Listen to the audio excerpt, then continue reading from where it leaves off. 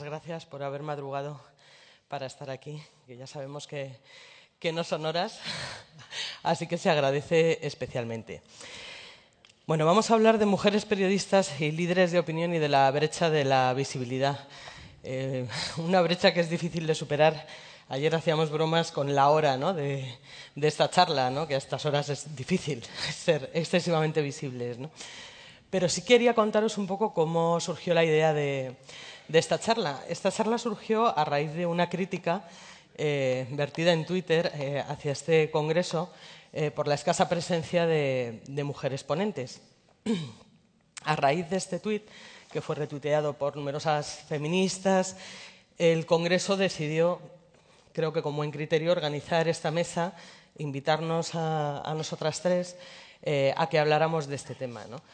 Y ayer lo comentábamos entre nosotras cómo, obviamente, la organización del Congreso de forma consciente no ha escogido a más hombres que a mujeres, ¿no? Y este posiblemente es uno de los grandes problemas a los que nos enfrentamos las mujeres, y es que esa inconsciencia, esa, digamos, falta de conciencia, ¿no?, en torno a este asunto no nos hace ser activos a la hora de determinar que haya más mujeres en determinados ámbitos, ¿no? Y esto posiblemente está ocurriendo en las propias empresas periodísticas y en otros muchos ámbitos, no solo en el periodismo, ¿no? Antes de que empecemos el diálogo, porque la idea es que tengamos un diálogo entre las tres y que luego vosotros planteéis las preguntas que queráis, sí que os quiero dar algunos datos que creo que son ilustrativos. Son datos que publicó la FAPE, la Federación de Asociaciones de Periodistas de España, hace unos días, justo con motivo del Día de la Mujer Trabajadora. Y algunos de ellos es que la presencia femenina en los consejos de administración de los principales medios españoles es de un 17%.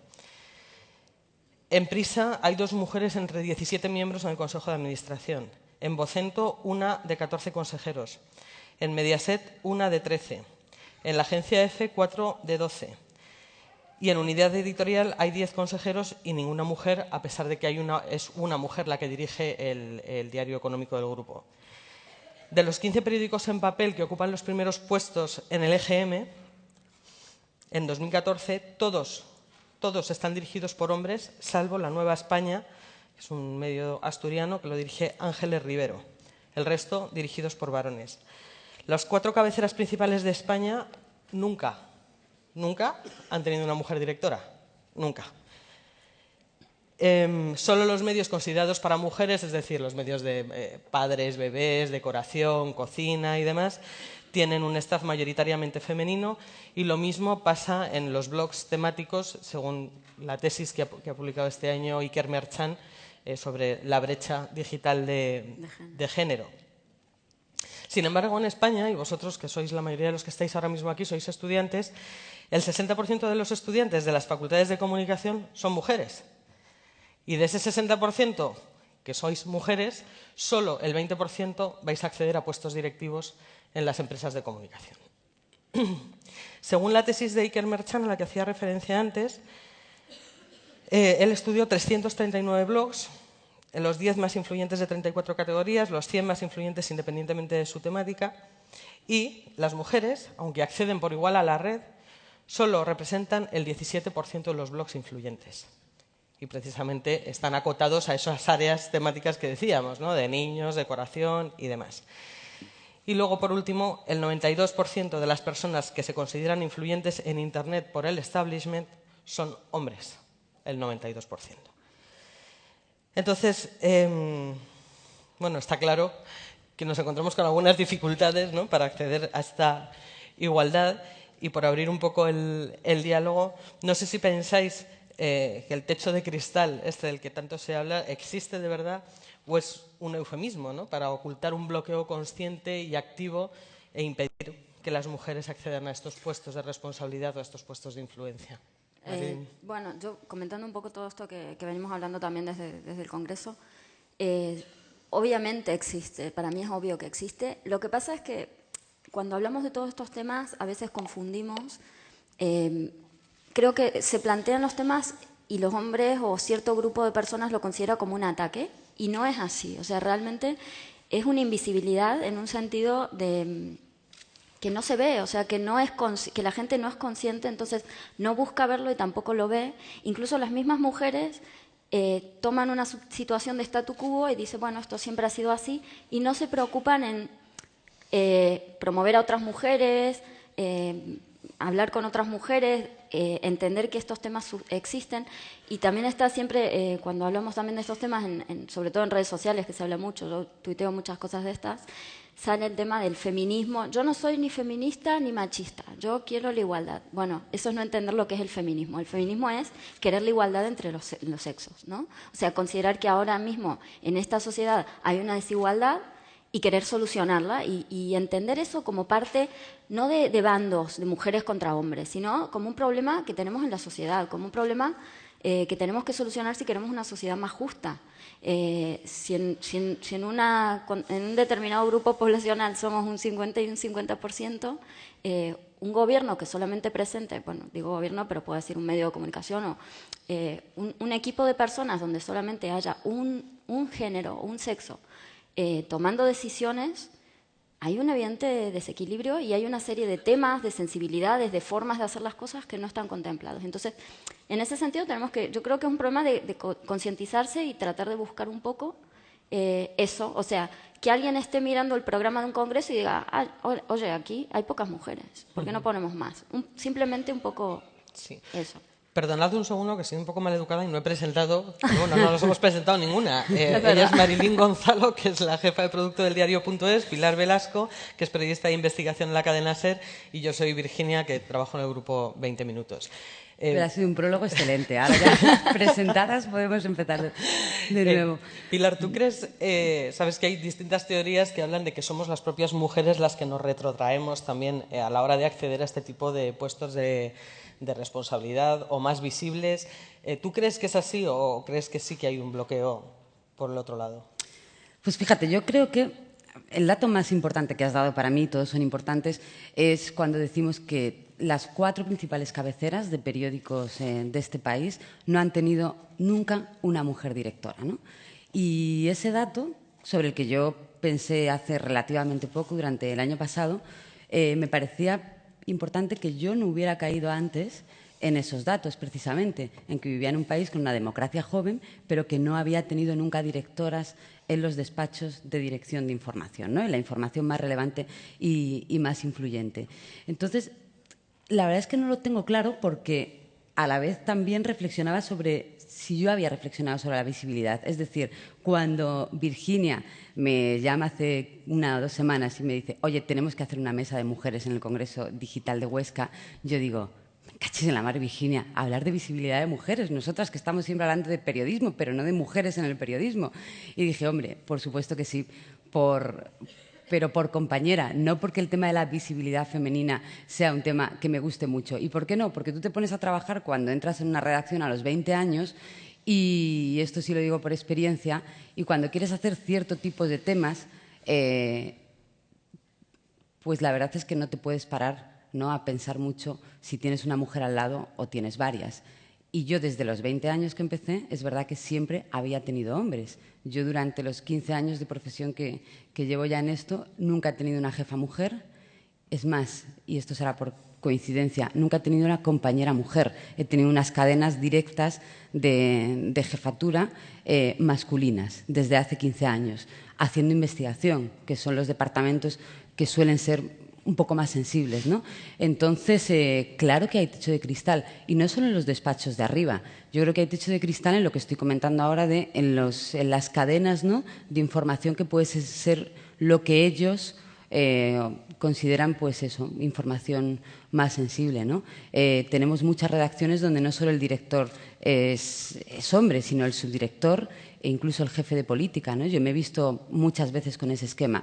Entonces, sí que existe los techos de cristal, ¿no? Y vamos, ya te digo que en 15 años no me había dado cuenta hasta ahora porque no te paras, porque dices, yo quiero hacer estos temas, y si quiero investigar a los legionarios de Cristo y quiero tener 20 años y quiero dedicarme a especializarme en ver cómo funcionan los paraísos fiscales, si quiero pedir al director que quiero investigar al presidente de los empresarios españoles, si quiero investigar a las comisiones de cualquier trama, son temas para los que es verdad que tienes que adaptarte, ¿no?, a cierto carácter en despachos que te voy a dar la razón, son ciertamente masculinos, ¿no? O por lo menos en mi experiencia, tanto en Interview como en la cadena SER, donde llevo 10 años, pues ha coincidido que ha sido así, ¿no? Y ya te digo, cuando pasan 15 años dices, esto no puede ser coincidencia, ¿no? Las coincidencias, como en la información, como en las noticias, no existen, ¿no? Claro, lo que pasa es que al final este esquema, estas estructuras masculinas en las redacciones, y os lo dice una mujer que sí que tiene un cargo directivo en un medio de comunicación, yo creo que al final condicionan también la manera en la que hablamos de las mujeres en los medios de comunicación. Porque en la radio posiblemente es más complicado analizar, ¿no? Pero en la prensa, si nos pusiéramos a analizar las portadas de los periódicos, o sea, posiblemente, vamos, con toda certeza, la presencia femenina en esas portadas es muy inferior a la presencia masculina, ¿no?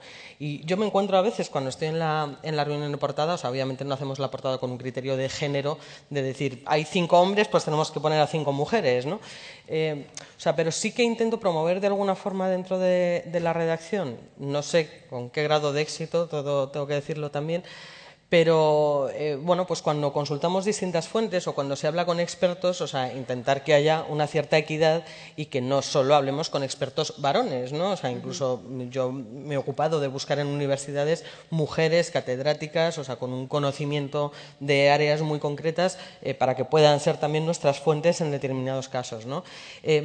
¿Creéis que si las mujeres no acceden a este tipo de puestos sí que corremos el riesgo de seguir anclados en este bucle Totalmente. de invisibilidad? O sea, porque... Totalmente. Nosotros, por ejemplo, en el diario.es somos muy conscientes de los temas de género, por ejemplo, y estamos continuamente, discutimos mucho en la redacción, hablamos mucho en las comidas también de eso que has dicho es machista, ¿no? ¿Pero por qué? Y tal. Y estamos todos como tratando de observar, bueno, tenemos este blog Micromachismos para observar esas pequeñas conductas cotidianas que justamente es eso, o sea, por ser repetidas en una serie de mecanismos que vienen dados y que se siguen repitiendo, a veces no son visibles. Y es muy curioso cuando hay chicos que te dicen, tú dices, eso que acabas de decir es machista, y todas decimos, sí, es machista y tal, no sé qué. Y ellos te dicen, vale, pero explícame por qué, porque realmente no lo entiendo. No quiero hacerlo más, no quiero ser machista, pero explícame por qué.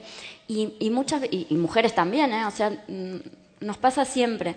Y creo que ya el solo esfuerzo de pensar en eso y decir, vale, voy a escuchar a alguien que me está diciendo que hay una actitud que puede ser machista, ya yo creo que eso ayuda un montón, por lo menos, a que ciertos temas se tengan más en cuenta, a que ciertas voces se escuchen más.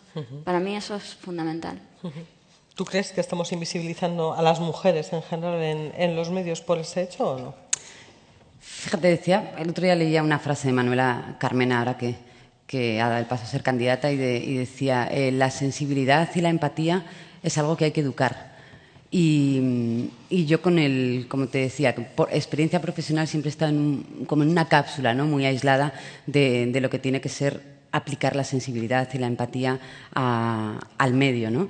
Pero también digo lo mismo, con el tiempo sí me he dado cuenta, por comentarios de compañeras, sobre todo de cultura o de sociedad, que tendíamos muchas veces en buscar nombres masculinos, en buscar hombres, y a lo mejor muere José Saramago, por poner un ejemplo, y hacíamos una lista y nos salían 20 escritores y llamábamos a 20 escritores para que hablaran de José Saramago, ¿no? Hasta que la jefa de cultura decía, oye, que hemos llamado a 20 escritores, no hay una escritora en este país. Y es verdad que esto pasa mucho, ¿no?, de manera inconsciente, y tiene que haber alguien que vaya aplicando un poco, que vaya poniendo estas alarmas, porque una vez que tú ya das la alarma, también es un mecanismo que se queda, ¿no?, que estos tics sí. para bien. O sea, que a lo mejor igual necesitamos, además del defensor del lector, el defensor de la mujer dentro de las redacciones y que promueva... Son como prácticas del día a día, no tiene que ser una ¿no? sola persona, ni tiene que ser siempre las mujeres las que digan esto. O sea, realmente deberíamos incorporarlo como una práctica habitual. Y me parece súper interesante lo que comenta Pilar justo en este evento, porque y con ocasión de la tesis de Iker, a mí me pasó que cuando la publicó, leerla para mí fue como un estado de revelación personal, porque él nos entrevistó para esa tesis, la publicó este año, el año pasado, a fines del año pasado, Y cuando nos hizo las entrevistas fue hace 4 años. Sí, yo la verdad es que ni me acordaba de Fue cuando hace me un había montón. entrevistado. Sí, pero Y sí yo que me hacía- acordaba justamente porque él usó una metodología, yo de hecho lo comenté en un post porque me encantó. Usó una metodología muy curiosa. Él quería escribió una tesis sobre brecha de género en Internet, entonces llamó a algunos expertos y le dijo, márcame quiénes son las 10 mujeres más influyentes en Internet. Y luego entrevistó a esas 10 mujeres y les hizo una serie de preguntas. Entre esas preguntas, la primera era, ¿te consideras influyente? Todas, me acuerdo perfectamente el momento en el que me lo preguntó, dijimos, no, mira, te lo han dicho mal, yo no soy influyente, sí, yo colaboro contigo en todo lo que quieras, pero esto no es así y tal, vale. Entonces él seguía, y entonces dice, segunda pregunta, ¿alguna vez crees que te has perdido ciertas oportunidades por ser mujer o en tu ámbito, ves machismo y tal? Y yo, o sea, no, la verdad es que yo tuve mucha suerte porque me ha ido súper bien, porque Internet me ha abierto las puertas y he llegado donde quería y tal, no sé qué. Y luego él te mostraba y te decía, vale, fenomenal, tomo nota. Y luego él empezaba a decir, te voy a dar una serie de estudios y de resultados de unos estudios terriblemente contundentes, algunos de los cuales los ha leído Virginia hace un rato. Y te los decía y tú te quedabas como, de verdad, o sea, te decía, tómate un tiempo para pensarlo y luego seguimos con la entrevista. Y tú te quedabas así, o sea, era como, evidentemente no estoy viendo una realidad, o sea, hay una realidad que yo no la estoy viendo. Y él luego, la siguiente pregunta que te hacía era, ahora que sabes esto y pensando en tu experiencia laboral y todo lo que has hecho para llegar hasta aquí, ¿consideras que has dejado cosas de lado o ha habido momentos donde has sentido estas cosas o algunos compañeros tuyos han llegado más lejos que tú y tal? Y empezabas a recordar y empezabas a darte cuenta que te ha costado mucho, te empezabas a dar cuenta que otros compañeros que estaban a la par tuyo al principio ahora tenían muchos mejores puestos y más acciones que tú y más cosas y tú no. Y entonces fue como una sesión de psicoterapia, o sea, empezamos a hablar y tal. Y a mí me pasó esto que le está pasando un poco a Pilar, que en ese momento empecé a dar cuenta de que realmente hasta que uno no es consciente no ve que hay machismo, no ve que hay conductas machistas, no ve que una misma no hace ese esfuerzo por buscar a mujeres, poner a más mujeres en listas. Si te dicen, nómbrame, hazme un programa, tengo que llamar a gente influyente en tal cosa, no pensemos solamente en hombres, pensemos también en mujeres. O sea, a partir de ahí es cuando uno tiene que empezar a hacer el esfuerzo y es como esto que dicen, cuando una vez que lo ves ya no puedes dejar de verlo. Yo es que lo veo en todos los sitios y hay gente que me llama feminazi y hay gente que discute y bueno, ¿y los hombres qué tal? Bueno, sí, pero hay cosas que con estas cifras, con estas realidades yo creo que no podemos dejar de ver las cosas y que es también pensar en qué tipo de sociedad queremos. Claro, pero al final yo a veces la sensación que tengo, no sé vosotras, es como de que se nos deja acceso, un poquito de acceso,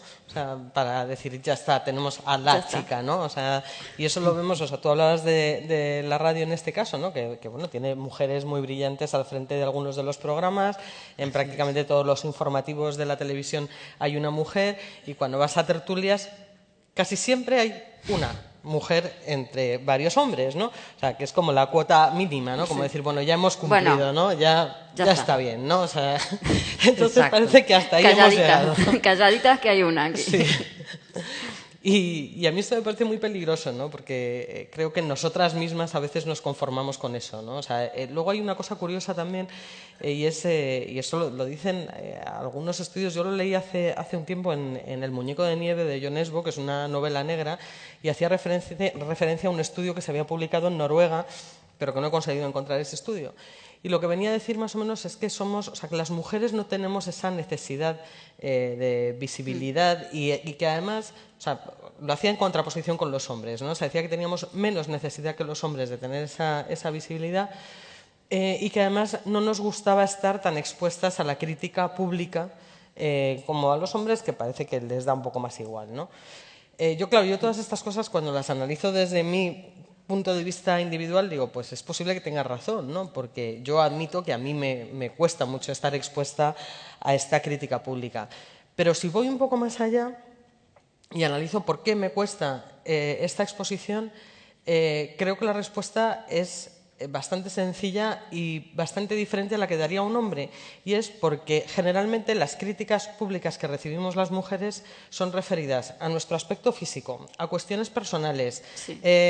casi nunca a Nunca temas a tu carrera. profesionales. O sea, yo escribía un post hace unos meses sobre este tema, no un tema de género, ¿no? Pero al hilo del despido de Jill Abramson del New York Times, y enlacé con el asunto de Cañete y Elena Valenciano y demás.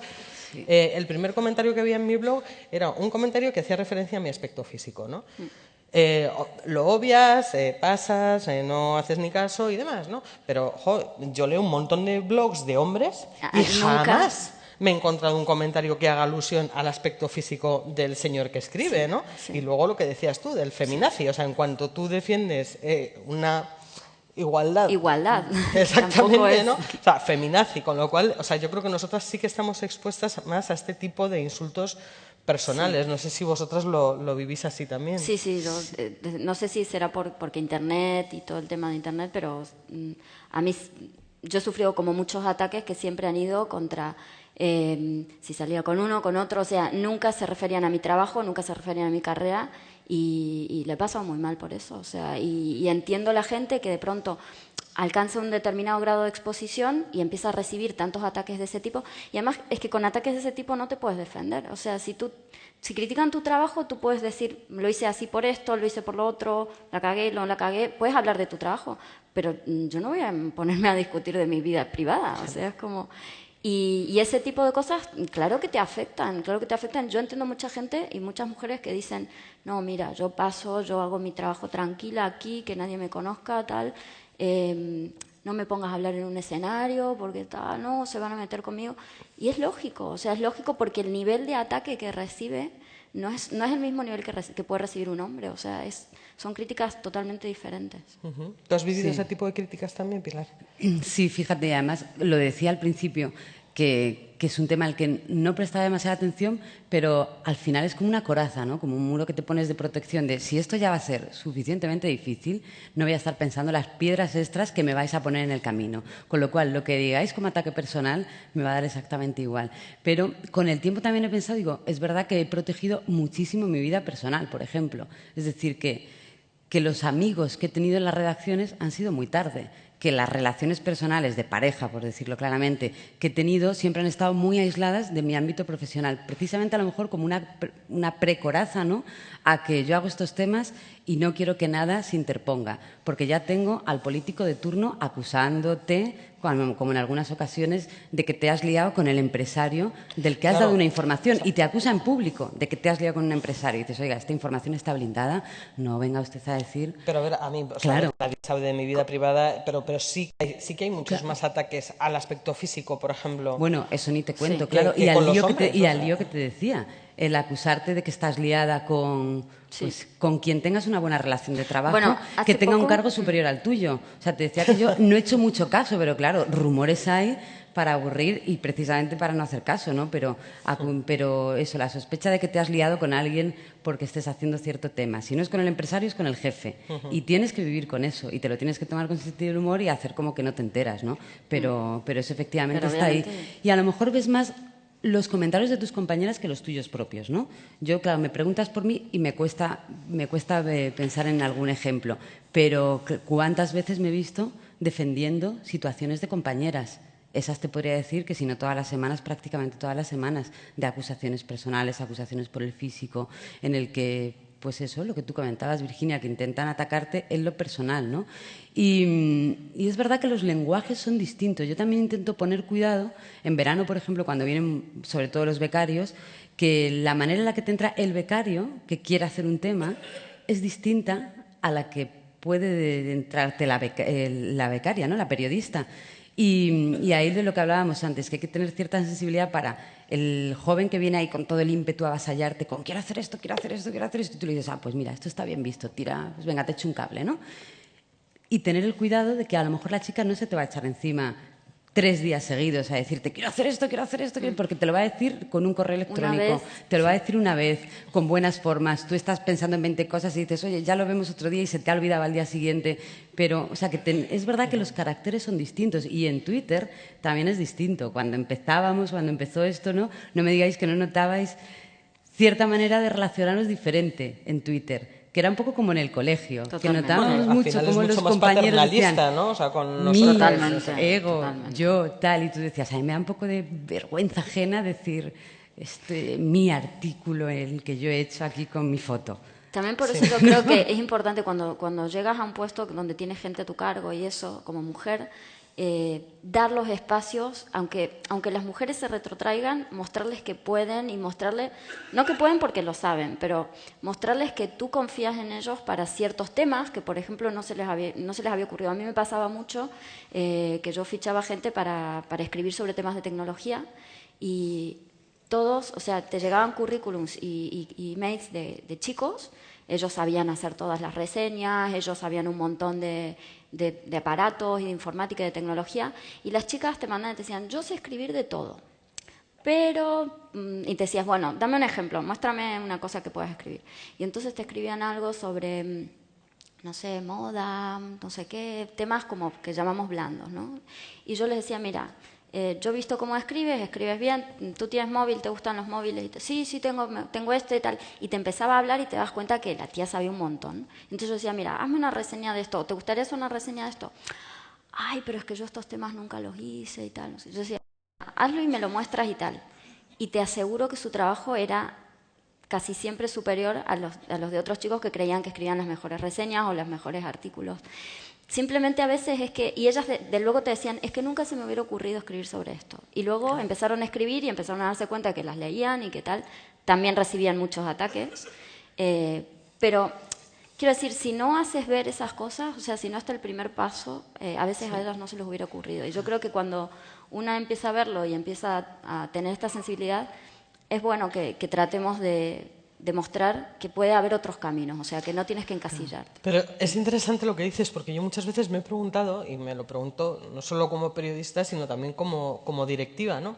Si hay una diferencia de género realmente a la hora de hacer periodismo.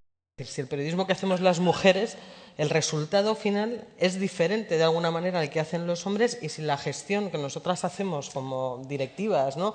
De la organización del trabajo, de la manera de pautar procesos dentro de una redacción, si se diferencia hay en algo. Hay estudios a nivel mundial, de hecho uno salió el año pasado, ahora no me acuerdo la publicación, pero hay estudios que dicen que en los equipos de trabajo que tienen igualdad de mujeres y hombres, trabajan de una forma donde hay más inteligencia colectiva, trabajan de forma mucho más eficaz y logran mayores niveles de tanto de revenues, o sea, de ingresos en general de la empresa, como de satisfacción del cliente. Las mujeres tienen otra sensibilidad también para coordinar mejor la comunicación entre los grupos, para gestionar otro tipo de cosas, y eso no sucede cuando hay solo hombres. Y en el resultado puramente periodístico, Pilar, ¿tú crees que hay una diferencia también? Yo creo que no hay, fíjate, o sea, en el periodístico de hacer una información y la información que luego va a salir al lector, al oyente. Yo ahí creo que no, o sea, yo sí que creo que es imprescindible que trabajemos en equipos de hombres y mujeres, porque es como si la sociedad está hecha de hombres y mujeres, ¿cómo podemos tener equipos 95% masculinos, ¿no? Eso se tiene que traducir en un reflejo distinto del de la sociedad, con lo cual al final, pues lo que dices tú, en última instancia, en una información distinta, si se hace solo por hombres. Pero citabas antes el caso de Gillian Branson, que a mí desde el despido de la exdirectora del New York Times, me pareció muy representativo y casi un punto de inflexión. De hecho, cuando se produce el despido, yo pensaba, en algún momento en esta profesión se va a liar, por hablar así, se va a liar, va a pasar algo como lo de Gillian Branson, y en lugar de que dure la crisis una semana, a lo mejor hay una cadena que incendia una redacción y en el que las mujeres dicen, oye, hay una exdirectora del New York Times que está diciendo en Estados Unidos, que tienen medidas de corrección salarial bastante más avanzadas que en otros países, que ha demostrado que su sueldo, que había discriminación, y que ha demostrado que se metían con ella y que los adjetivos que utilizaban para describir su trabajo eran los que se habían utilizado con los hombres durante toda la vida del periódico, y no había y no había pasado nada, ¿no? Y puso dos temas sobre la mesa muy claros, ¿no? Las acusaciones machistas en un cargo que era simplemente de poder y acusaciones de discriminación salarial, ¿no? Igual me estoy yendo un poco de tu pregunta. Es un debate que desapareció, Pilar. O sea, es decir, salió y desapareció. Salió y nunca más se volvió a desapareció. tocar. Sí. Tienes toda la razón, pero yo también tuve la sensación de sale y desaparece, pero queda ahí. Y ya sabemos qué pasó con su sueldo.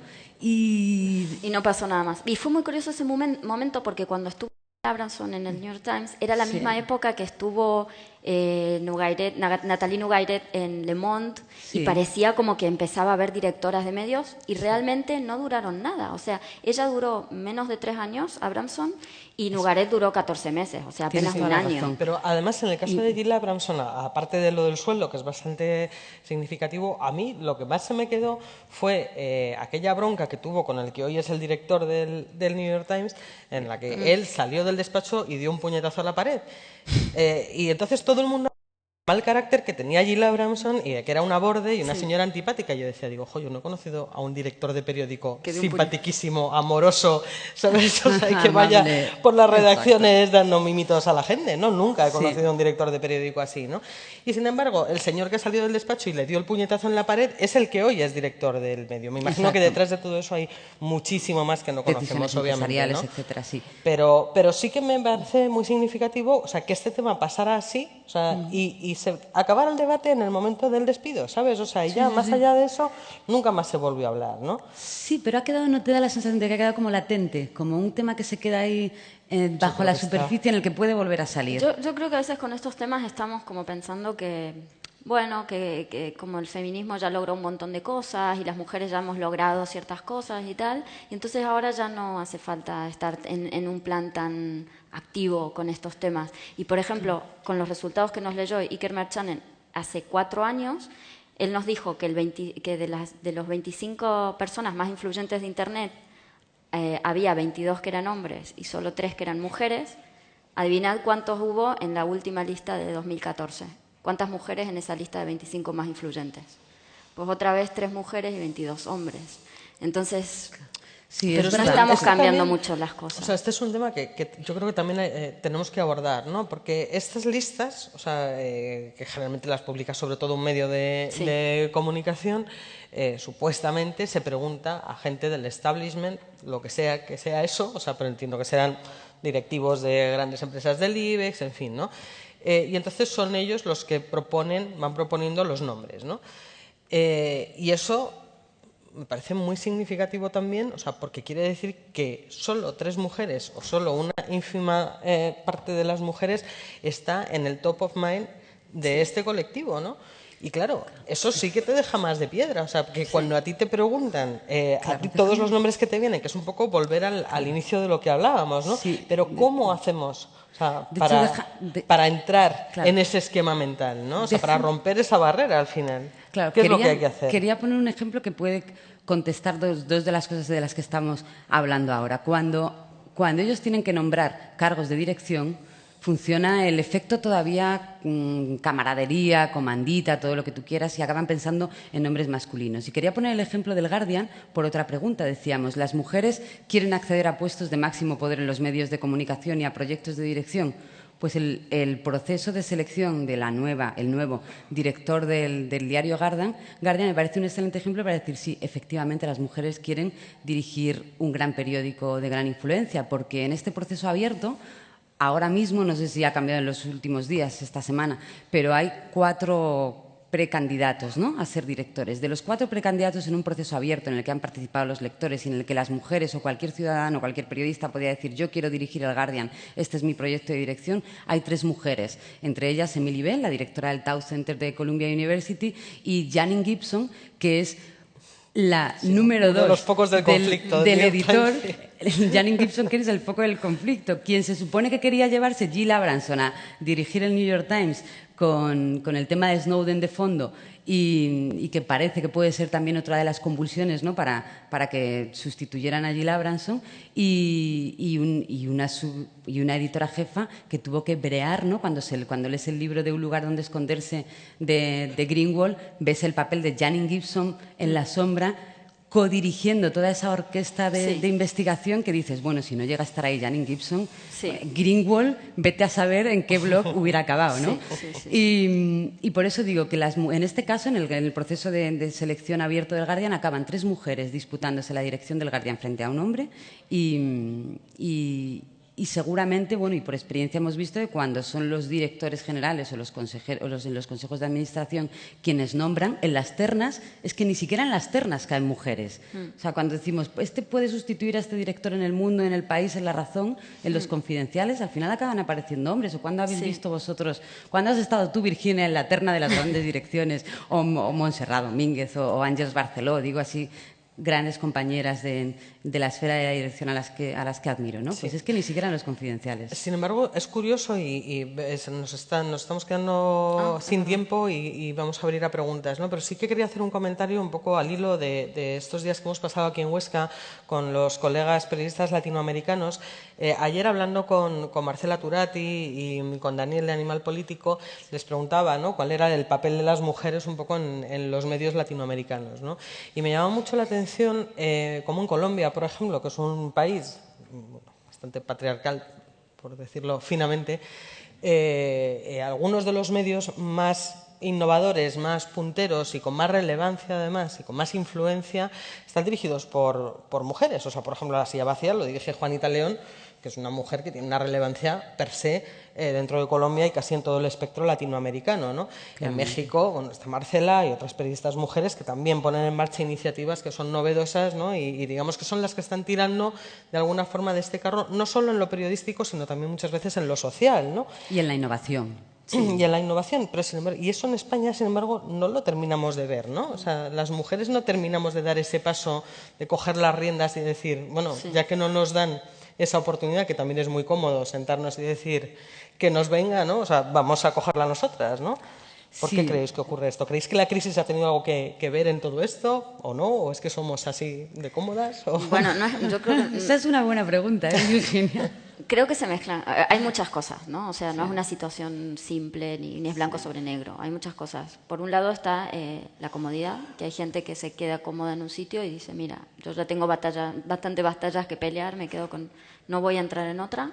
Pero también hay una situación desigual de poder y cuando hay una situación de poder desigual es muy difícil para el que está abajo revertir esa situación. Entonces...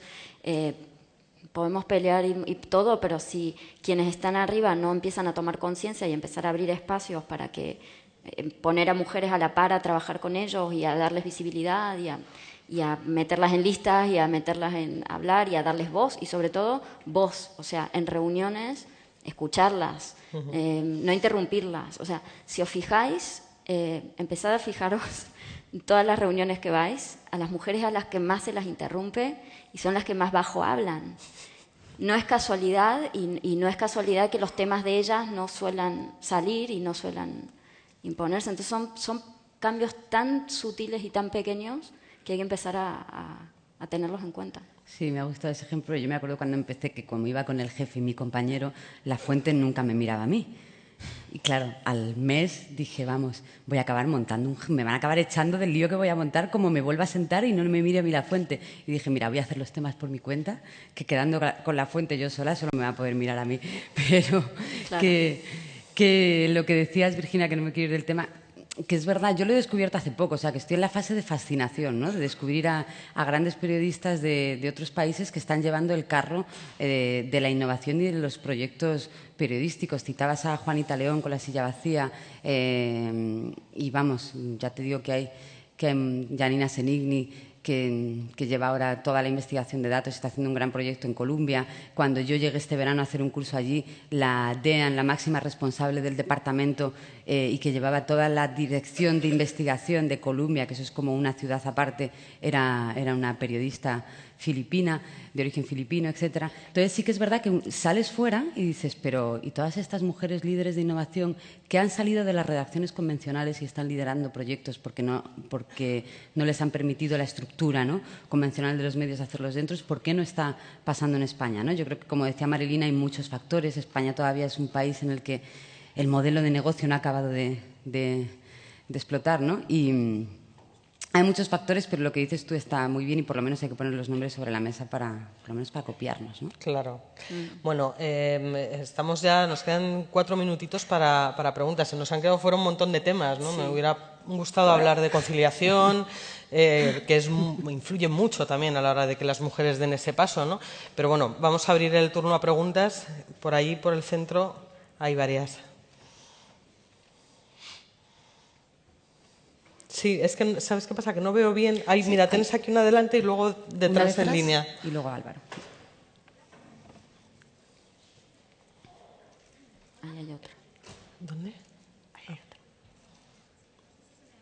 No. No.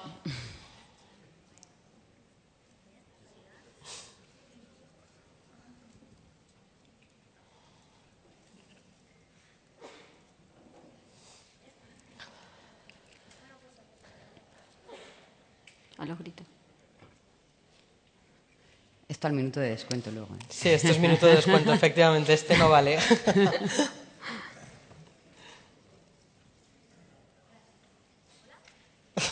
Tampoco. Efectivamente. ¿Ves? No nos visibiliza, tampoco el micrófono. Ni la hora. ¿Sí? ¿No? Ahora sí. Vale. Bueno, lo primero quería daros las gracias porque creo que habéis tratado ciertos temas muy interesantes que desgraciadamente muchas veces quedan fuera del foco. Gracias por recordar la definición de feminismo que también desgraciadamente se malinterpreta con frecuencia. Y yo quería sacar a un tema que me parece que es bastante habitual y que los hombres no suelen tener que preocuparse por él. Y es que cuando se accede a puestos directivos, los hombres no tienen que plantearse si ellos tienen que dejar de lado otras cosas de su vida para alcanzar esos puestos, mientras que en mi experiencia personal me he encontrado que las mujeres que acceden a ciertos puestos de responsabilidad tienen que renunciar a otras cosas, a temas personales como familia o hijos o pareja. Yo quería preguntaros si vosotras creéis que una mujer que quiera acceder a un puesto directivo debe priorizar su trabajo ante todo, renunciar a otras cosas, y en caso de que penséis que es cierto, ¿qué podemos hacer para cambiarlo? Porque esto no debería ser así y deberíamos poder elegir nosotras también si queremos o no queremos renunciar a esto. Gracias. Es una pregunta complicadísima porque es la pregunta que nos hacemos nosotras todos los días. Y también está el luchar con ese mito de la mujer superheroína, que yo puedo con todo y yo voy a poder tener familia, pareja y cuidar de todos y llevar mi carrera bien y dedicar todas las horas de mi tiempo de una forma equilibrada a todo y voy a poder con todo. Es imposible, o sea, vas analizando la realidad y vas viendo también casos de compañeras y de amigas y te das cuenta de que eso no existe, o sea, que hay gente y que la mayoría hemos tenido que dejar cosas de lado para priorizar lo que queríamos, por lo menos en mi caso ha sido así también. Mira, yo creo que o sea, la tendencia que tenemos todas es a plantearnos la pregunta en esos términos, digamos, globales, ¿no? O sea, de qué tenemos que aparcar o por qué tenemos que aparcar ciertas cosas, ¿no? Y yo a la conclusión a la que he llegado, después de unos cuantos años sufriendo todo esto, es de que esa pregunta hay que trocearla, o sea, y que hay que resolverla en el día a día, ¿no? O sea, entonces, hay veces que gana tu profesión, hay veces que gana tu familia, hay veces que ganan otras cosas y hay veces que pierden todos y hay veces que perdemos nosotras. O sea, pero creo que la respuesta a esa pregunta es cómo nos valoramos nosotras dentro de toda esa situación, porque sí que corremos un riesgo, que creo que es un error muy grave, que es en el que estamos cayendo muchas mujeres, que es que nosotras somos lo último en todo este proceso. O sea, es nuestro trabajo por un lado, nuestros hijos, nuestra familia, nuestro ocio, lo que sea, ¿no? Pero nosotras como individuas no nos valoramos y no nos visualizamos dentro de todo ese proceso. Entonces, suena muy egoísta y está muy mal visto entre las mujeres hacer este ejercicio de egoísmo, pero yo creo que es esencial. O sea, porque si nosotras no estamos bien y si nosotras no somos capaces de controlar nuestra vida, que al final es lo que tenemos que hacer, nadie de los que están a nuestro alrededor, ni nuestros hijos, ni nuestras familias, ni nuestros colegas en el trabajo, van a estar bien tampoco, ¿no? Entonces yo creo que es ir resolviendo en el día a día, sin hacernos esas grandes cuestiones, digamos, metafísicas, casi te diría, ¿no? Ir diciendo, bueno, pues un día pierdes tú, otro día pierdo yo, otro día pierde el de al lado, y se acabó, no pasa nada. Estaba Álvaro al fondo. A ver. chica es y luego Álvaro. El Álvaro del Confidencial. Hola. Buenos días. Hola. Nosotras somos La Vuelta a la Manzana, en Twitter @La Vuelta a Manzana, y somos un programa de radio feminista que surge pues a partir de que no existen este tipo de contenidos, es un nicho de mercado. Entonces, la pregunta es, ¿por qué creéis que muchas veces en los medios convencionales parece que da miedo pronunciar la palabra feminismo e incluso es un tabú? Y sobre todo, ¿cuál es la representación de este movimiento, del movimiento feminista, en los medios de comunicación? Gracias. Bueno, Pues yo voy a decir muy rápidamente que no es casual que la palabra suene mal cuando uno habla de feminismo. No es casual porque hay mucha gente que no le gusta escuchar una palabra que va contra reglas que están establecidas y que van contra un sistema que funciona bien para algunos y en el que están cómodos. Y no es casual tampoco que la gente crea, o sea, que esa palabra va contra los hombres, cuando en realidad esa palabra quiere decir igualdad. Y esto también es parte de lo que tenemos que cambiar, o sea, tenemos que explicar lo que es y enseñar ciertos conceptos que están ahí, que son como son. Claro. Y vamos a acabar ya, y lo siento, pero no Quedaba vamos a poder abrir... Álvaro, para que pregunte un chico. Venga, venga. Álvaro, Igual. a ver, que pregunte un varón. Tengo mucha curiosidad. Sí, gracias. Yo lo que quería decir es que todos sabemos que a día de hoy la mujer es la que soporta todo el trabajo doméstico, la que tiene más carga de cuidar de los hijos. Y yo lo que he podido percibir es que esto en el periodismo se castiga muchísimo más que en cualquier otra profesión. Si ya la conciliación siempre es complicada, el periodismo tiene este rollo de que el periodista no tiene horarios. Y sobre todo cuando intentas llegar un poco más arriba, parece que tienes que estar siempre disponible. Si ha pasado algo por la noche, tienes que estar. Si ha pasado algo el domingo, tienes que estar. Y siento que esto penaliza a las mujeres mucho más que en cualquier otro campo. Me gustaría saber si tienes esa percepción también.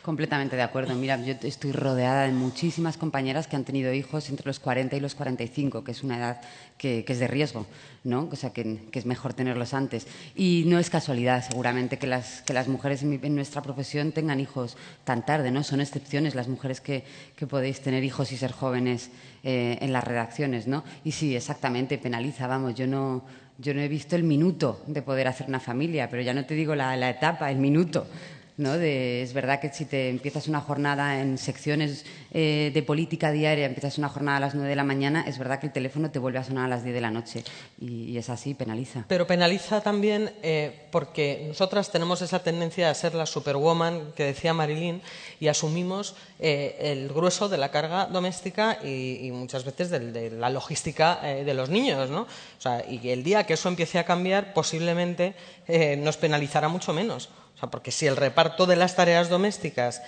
fuera mucho más equitativo, pues obviamente que a ti te llamen a las 11 de la noche o a las 12 de la noche o que en un momento te tengas que ir al trabajo, a ver, eso lo han hecho los hombres a lo largo de toda la vida. Quiero decir, y no ha pasado absolutamente nada ni se ha caído ninguna casa por eso, ¿no? O sea, creo que todo empieza desde la cotidianidad, ¿no? Y lo tenemos que dejar aquí. Muchísimas gracias a todos, pero nos hemos ido de tiempo. Ha sido un placer. Gracias.